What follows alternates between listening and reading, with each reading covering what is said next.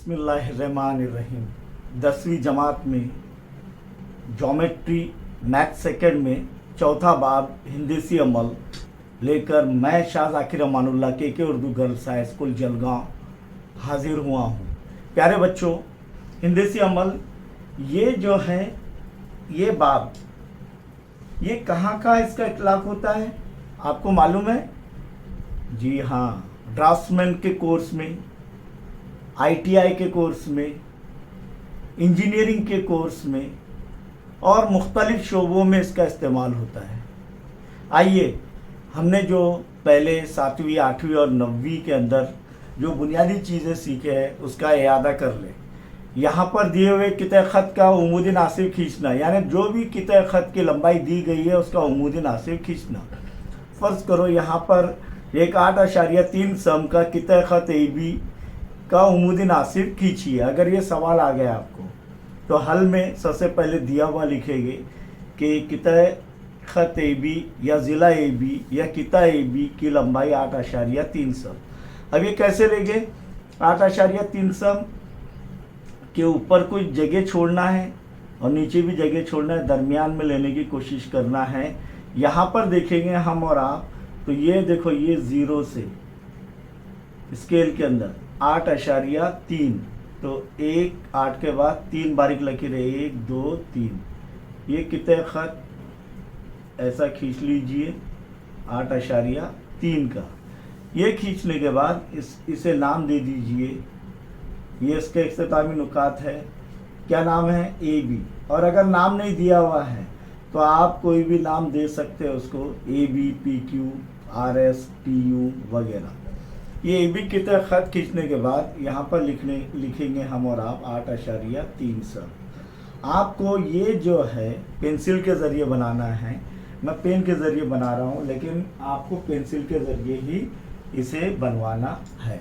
अब ये कैसे करेंगे कि कोई भी दोनों भी इख्तितामी नुकात है, A और B दोनों भी इख्तितामी नुकात है कितने ख़त के। कोई भी एक इख्तितामी नुकात पर प्रकार का नोकीला हिस्सा रखकर आधे से ज़्यादा फासला लेंगे, अंदाज़न लेना है। और ऊपर की जानिब एक कॉस बड़ा बनाना है और नीचे की जानिब एक कॉस बनाना है, वो भी बड़ा। ये बड़ा क्यों?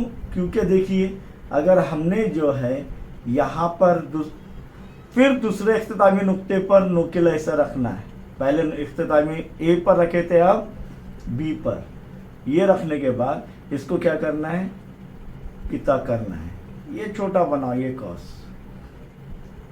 ये किता करने के बाद ये दोनों भी जो है इन कतई नुकात ये और ये कॉस के ज़रिए क्या करेंगे? हम उसको मिला लेंगे, एक ख़त खींच लेंगे। यकीनन वो ख़त जो है इस कितने ख़त पर उमूद होगा। क्या होगा? उमूद होगा। इसको नाम दे दीजिए P और ये AP बराबर PB हो जाएगा। अब वो कैसे? ये देखिए यहाँ पर दोबारा प्रकार की मदद से आपको शनाख्त करना है कि बराबर हुआ है या नहीं।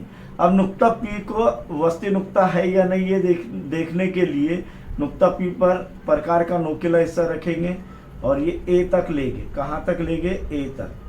और इसे घुमाकर फिर से देखेंगे तो ये B पर बराबर आ रहा है, यानी कितने ख़त AB के 2 मसावी हिस्से हो गए। उमूद भी है, उमूद की अलामत देना है और 2 मसावी हिस्से हो गए।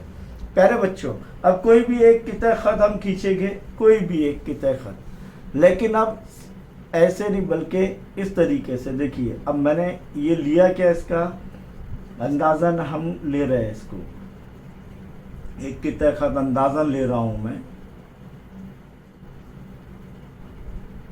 ये कितने ख़त ले लिया, इसका नाम मैं PQ दे रहा हूँ। क्या दे रहा हूँ? PQ।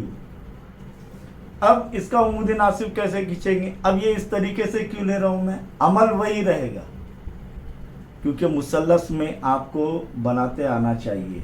मुसल्लस का एक ज़िला ऐसा रहता है, एक ज़िला ऐसा रहता है, तो यह आसानी से तरीका वही, एक इख्तितामी नुक्ते पर रखकर आधे से ज़्यादा अंदाज़न फासला लेना है, एक कॉस इधर बनाना है और एक कॉस इधर बनाएंगे इंशाअल्लाह। उतना ही फासला लेकर क्या करेंगे, नुक्ता क्यू पर रखकर अब दूसरा इख्तितामी नुक्ते पर रखकर इसको क्या करेंगे, कता करेंगे। ये कता हो गया और इन कताई नुकात को मिला लेंगे, इन कताई नुकात को मिला लेंगे। तो ये इन कताई नुकात कौस के इन कताई नुकात को मिलाकर एक ख़त खींचेंगे। वो ख़त यकीनन जो है इस पर उमूद होगा और पी क्यू को दो मसावी हिस्सों में तकसीम करेगा। ये डी पी डी बराबर क्या होगा, डी क्यू। इस तरीके से कितने ख़त का उमूद नासिब हमने खींचे। अल्हम्दुलिल्लाह इसके बाद कितने ख़त पर वाक़ई नुक्ते से उमूद खींचना ये हम देखेंगे इंशाअल्लाह।